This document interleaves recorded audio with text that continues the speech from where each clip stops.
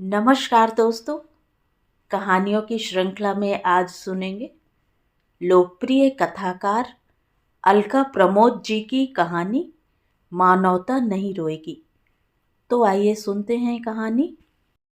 रजत आज सुबह की फ्लाइट से ही अमेरिका से लौटे और शाम को ही अपने बचपन के मित्र नमन से मिलने चल दिए। इधर लगभग साल भर से उनके नमन से सभी संपर्क के सूत्र टूट गए थे। अन्यथा प्रायः फोन पर या मेल और फेसबुक से उससे संपर्क हो ही जाता था। अचानक नमन से सभी संपर्क टूट गए थे। ना तो उनका मोबाइल मिलता था, ना ही फेसबुक पर उसका आता पता था। रजत ने किसी अन्य मित्र से पता करने का प्रयास किया तो बस इतना ही ज्ञात हुआ कि वो अपना अस्पताल आदि बेचकर कहीं चला गया है। रजत ने बहुत प्रयास किए, पर इतनी दूर बैठकर उनके अन्य मित्रों से वैसे भी विशेष संपर्क नहीं रह गए थे। एक नमन ही था जो उनका बाल्यकाल से ही प्रिय मित्र था और वो उससे संपर्क में रहते थे, पर वह तो अचानक ही विलुप्त हो गया था। आज जब वो भारत आए तो स्वयं को रोक नहीं पाए और चल पड़े उसकी खोज में।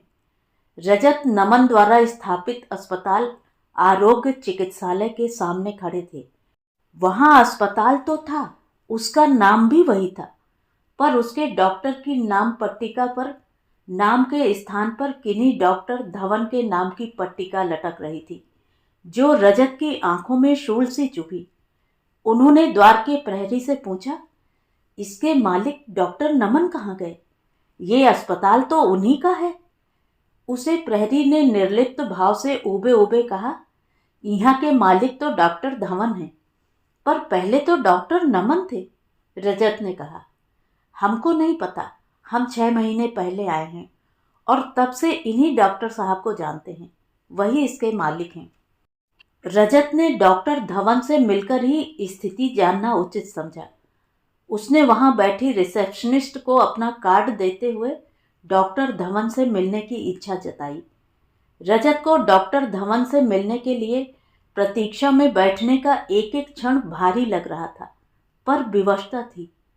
कुछ देर बाद उनका बुलावा आया। डॉक्टर धवन ने उनका स्वागत करते हुए खड़े होकर हाथ मिलाया। I am doctor Vinay Dhawan. I am doctor Rajat Verma, neurosurgeon, practicing in America. हाँ, आपका कार्ड देखा। कहिए, मैं आपकी क्या सहायता कर सकता हूँ?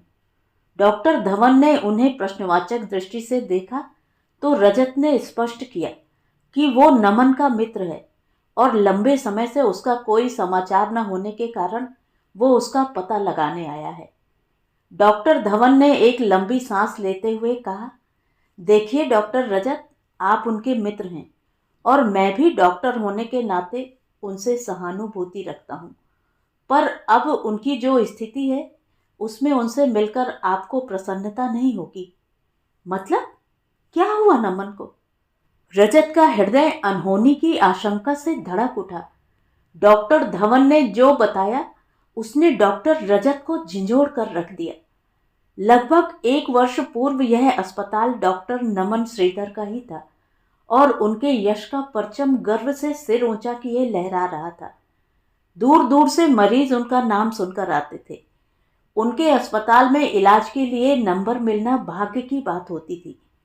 डॉक्टर नमन जैसे अपने काम के लिए समर्पित इंसान कम ही होते हैं।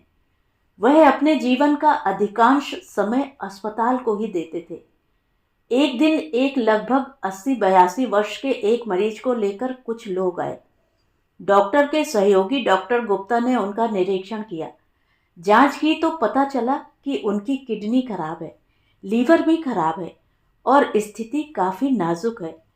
डॉक्टर गुप्ता ने मरीज के साथ आए परिजन से कहा, मरीज की स्थिति निराशाजनक है। उन्होंने उस मरीज को भर्ती न करने का सुझाव दिया। मरीज के परिजन उस अस्पताल का यश सुनकर ही इतनी दूर से आए थे, अतः वह वापस क्यों जाते?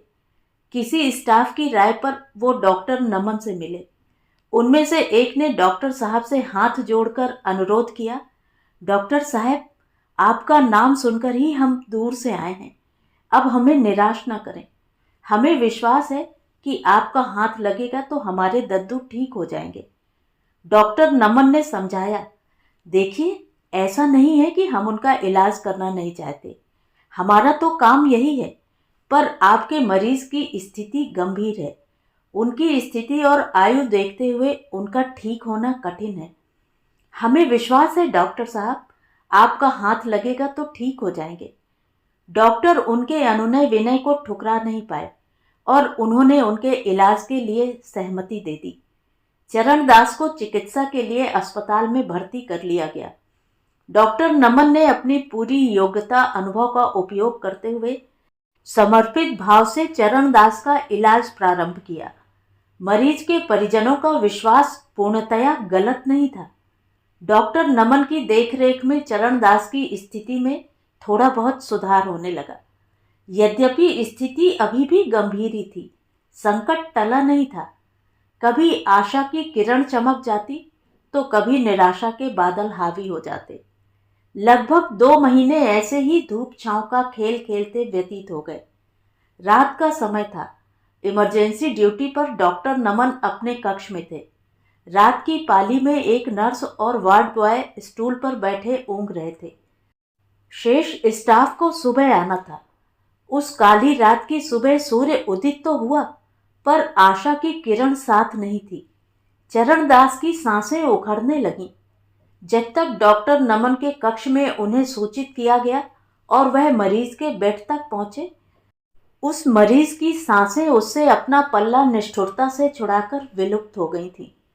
डॉक्टर ने आकर निरीक्षण करके उसे मृत घोषित कर दिया। वह मरीज के परिजन से बोले, आई एम सॉरी, मैं आपके मरीज को बचा नहीं पाया। नर्स ने कहा, आप इन्हें ले जाने का इंतजाम करिए और हाँ, जाने से पूर्व बिल वगैरह चुका दीजिएगा। डॉक्टर नमन तब तक अपना दस्ताना उतारकर हाथ धोकर मुड़े ही थे कि अचानक उन पर ताबड़तोड़ लात घूंसे पड़ने लगे। साले, हमारे दद्दू की जान ले ली। बड़ा नाम था तेरा, पर तू तो बस लुटेरा निकला। उसके बाद डॉक्टर को कुछ कहने या बचने का अवसर ही नहीं दिया और वो सब अपने दद्दू के अंतिम दर्शन के बजाय डॉक्टर साहब को घेरकर उन पर चोट करने लगे। वार्ड बॉय इस अप्रत्याशित घटना से घबराकर बदहवास सा वहां के लोगों को बुलाने भागा। डॉक्टर नमन सहायता की गुहार ही लगाते रह गए। जब तक यह समाचार अस्पताल के लोगों तक पहुंचता, कोई घटना की वस्तु स्थिति को समझ पाता और डॉक्टर नमन की सहायता करता, डॉक्टर नमन लहूलुहान बेसुध हो गए थे। कुछ ही देर में अस्पताल में तहलका मच गया था। सारे मरीज, उनके परिजन, स्टाफ, अन्य डॉक्टर सब एकत्र हो गए थे।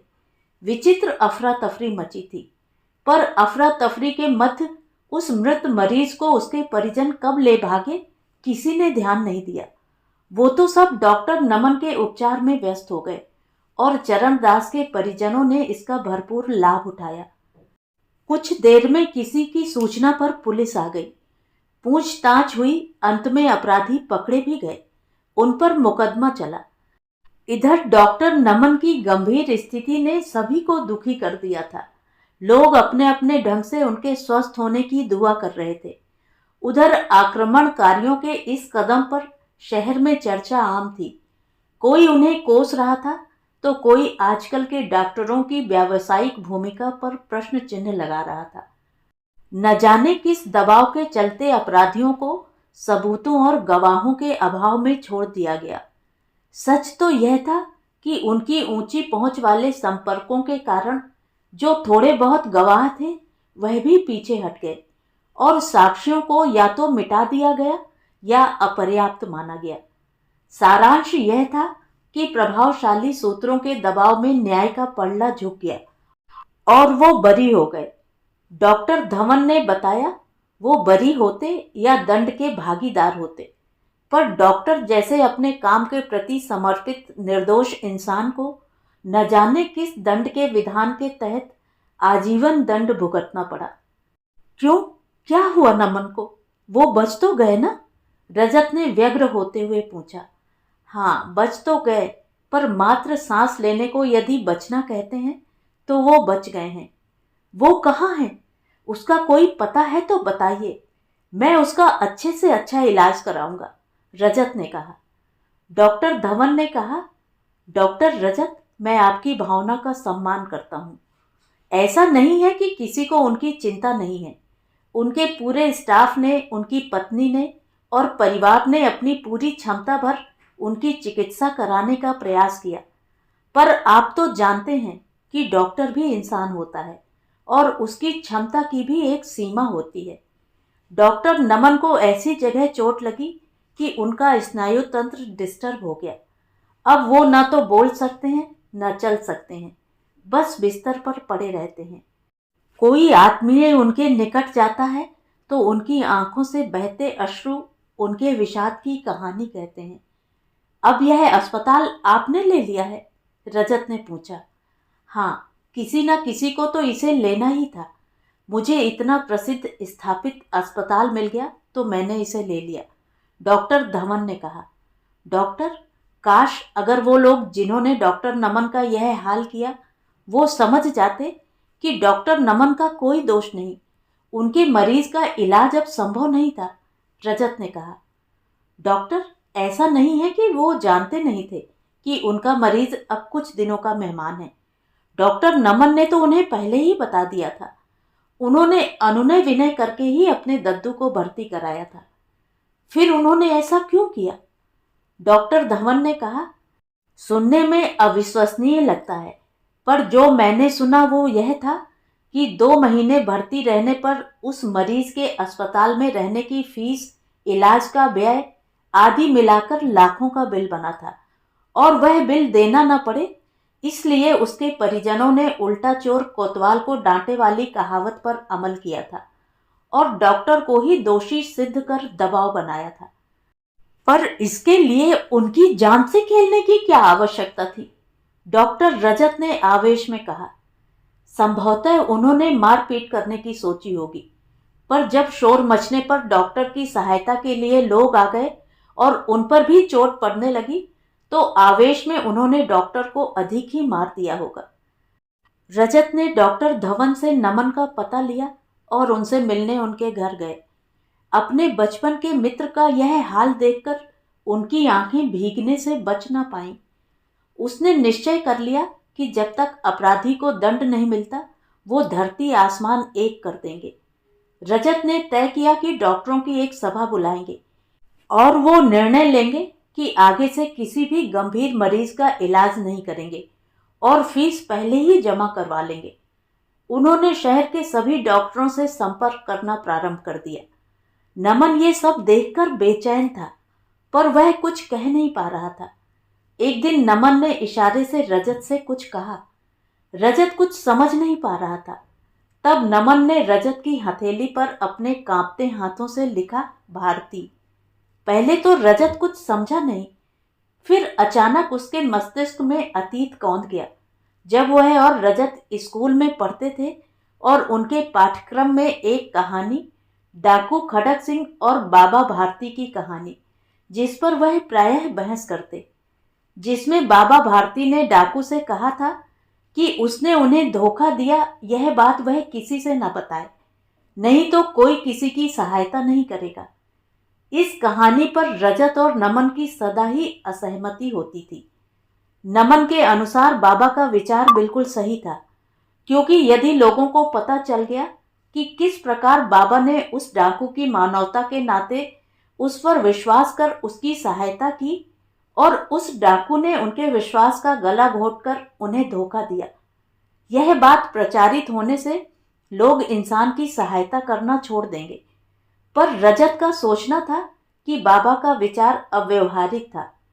जिस प्रकार डाकू ने बाबा को धोखा दिया वह सबको पता होना चाहिए, जिससे शिक्षा लेकर वो सावधान हो जाएं।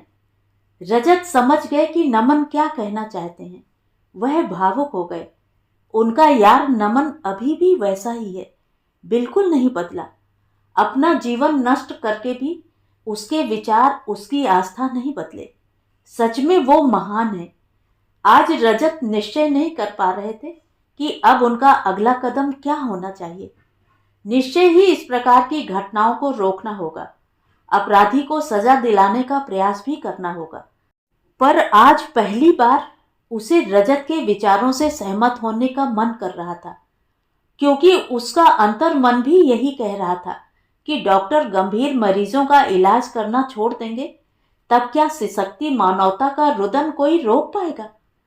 आज रजत नमन को इलाज के लिए अमेरिका ले जा रहे थे। यदि उसको कुछ हो गया तो एक वह ही नहीं, वो सारे जीवन संकट में हो जाएंगे जिनको उस जैसा सक्षम डॉक्टर जीवन देगा। नमन के चेहरे पर आज संतुष्टि थी कि अब मानवता नहीं रोएगी। तो ये थी कहानी। कहानी आपको कैसी लगी कमेंट करके ज़रूर बताएं। और अगर मेरे द्वारा सुनाई हुई कहानियाँ आपको अच्छी लगती हैं और आप मेरे चैनल पर पहली बार आए हैं तो चैनल को सब्सक्राइब ज़रूर करें, लाइक करें और अपने दोस्तों और परिचितों में शेयर भी करें। बेल आइकन दबाना बिल्कुल भी ना भूलें। धन्यवाद।